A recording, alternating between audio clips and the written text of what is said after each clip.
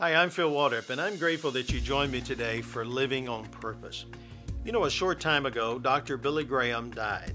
And I remember watching his memorial service held in a tent outside the Billy Graham Library. You know, of all the tributes to Dr. Graham's life and ministry, the most moving moment for me was hearing the testimony of his daughter, Ruth. Ruth went through a messy divorce, and she decided to move closer to one of her sisters. And she started attending a local church, and there she met a man who asked her to marry him. Well, her children and her siblings and her parents advised against it, but Ruth wouldn't listen.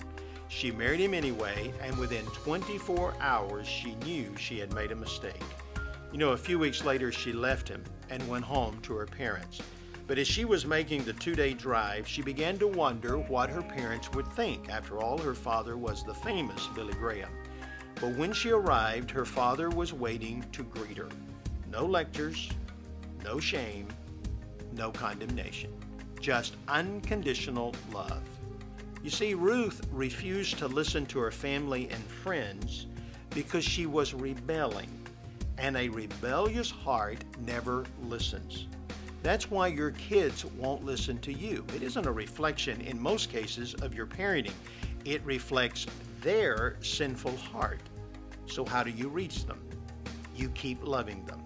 Don't push them away, as Dr. Graham could have. You draw them closer, and you work on building or restoring the relationship. Be cautious about adding more rules, because as my friend Josh McDowell says, rules without relationship leads to rebellion. Instead, remember the words of Peter in 1 Peter 4:8. Above all, keep loving one another earnestly, since love covers a multitude of sins. Think about it, and I will see you tomorrow.